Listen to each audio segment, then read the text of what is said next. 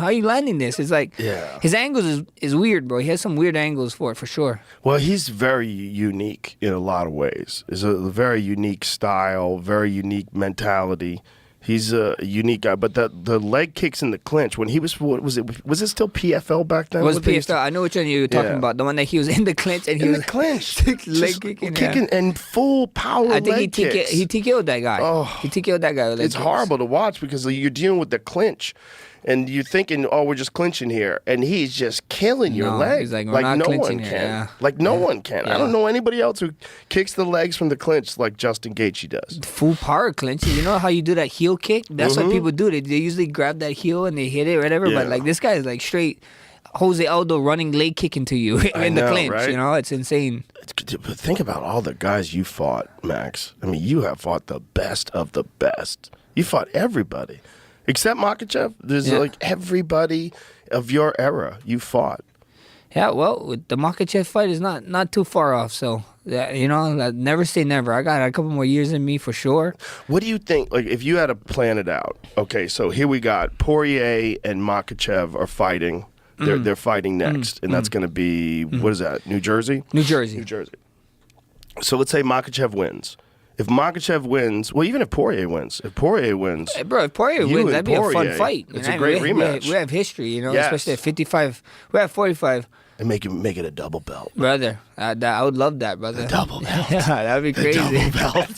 The double belt. That'd be First time crazy. ever. That'd be crazy. BMF and the lightweight title on the line. That'd be crazy. Wow, that would be wild. But even if whoever wins, but then I really like. No, here's the thing. At 55, you look fantastic. You look bigger. You look stronger. I'm sure it felt better. Like you didn't have to it felt good, bro. lose all that weight. Cut, bro. The cut was a cut. Don't get me wrong, but it was beautiful, brother. I was eating sushi all week. Yeah. Eating more. I eat sushi when I go to 45 too, but I was eating more sushi all week, bro. I was loving it. Do you think that that's better for you? We see what happens, you know. I feel like I still have unfinished business at 45. I want to get the title. I mean, before this fight, you know, we only had like a couple of options. After this fight, the whole main goal with this fight was like just have all the options. That was my mentality going. Yeah, that was my mentality going into this fight. The mentality was let's have all the options. We go out there, we do something spectacular. You know, I'm right up there with the top 55ers. I'm right up. I still have my spot with the 45ers. And then, you know, to my surprise, after the fight, they announced a Conor versus Chandler fight. So it's like me and Conor have some history. So there's options. You know what I mean? So. And they're talking about doing something at 65. I know DC's been saying this. I don't know what he knows. I haven't pressed him. I'm sure DC knows something. That guy only talks about stuff when he knows. He's clever. DC, he tries to. This is what DC acts, brother. You know DC. You call a lot of fights with him. You know him as a person. He don't talk about nothing unless he knows something is going on, brother. Right. It's either that's what I'm thinking. Yeah, it's either he knows something going on or he's just bullshitting. So it's either it's one or the other. You know? He never ever plays the middle. Exactly. With that, you know what I mean? I know he doesn't bullshit, but I know he sees other stuff. It's like, it's crazy. Like, cause I saw him talking about the BMF. Did you see that one with that bit with RC? When he told RC that who else should fight for the BMF, and I know no disrespect to him, but like, come on, DC, what the hell? He's just so offline on that side, you know. Did he he's say so out of pocket. Yeah, he's so out of pocket, like calling that, you know. Well, he's out of pocket because he's just so biased towards wrestling. Yeah. He's like, there's been no takedowns in the BMF fights. Like, I think that's what a BMF belt is, you know. Well, it can be takedowns if it happens, but it you know, just have it. Just because you want takedowns, bring a wrestler in. Yeah. But that belt is a special belt. You know, it's a wild belt. It's like wild. It's wild. Wild. These are wild fights. That's why you know what is funny. Like a lot of them, it's funny because I see a lot of these guys, these MMA guys, some guys who's just like even doing MMA. I see everything, brother, from like low level MMA guys that's trying to come up to mid to high. And before this fight, everybody was shitting on the BMF, whatever, blah, blah, blah.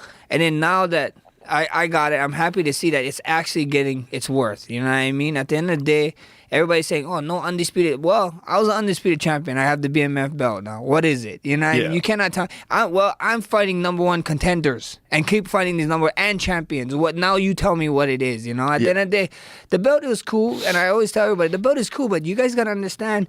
It's what brings with the belt, what the emotions it brings, and what kind of fight it brings to a card. You know, like that our fight. A lot of people were saying could have been the main event of 300. 100%. You know what I mean? So it's insane. You know, 100%. And the crazy thing is there was 2 insane fights after your fight.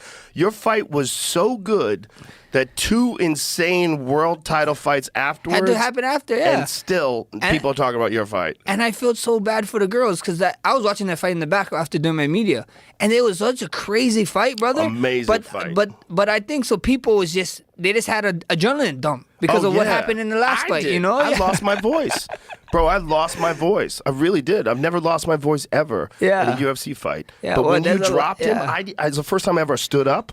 I couldn't sit down. I was standing up. I was just like, oh! I saw that. I saw you stand up. That's the first time. It was just what? Dana had the greatest quote in the post-fight press conference. He said, "I sell holy shit moments." When people ask me, "What do I do for a living?" Look at this. I couldn't even sit down. I had to get up.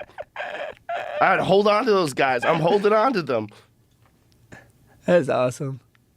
It's funny when they started putting cameras on us because we've been doing that forever. Like DC and I go crazy. We hug each other. We go nuts. Yeah. When something crazy happens, it's like, what? What? I'm glad they did because to see fans and reactions to the fight is cool, but they're fans. But then when you see like our peers and guys like you and and other fighters and commentators of the sport that you've been around forever, so to see you do that brings a humongous ass smile to my face.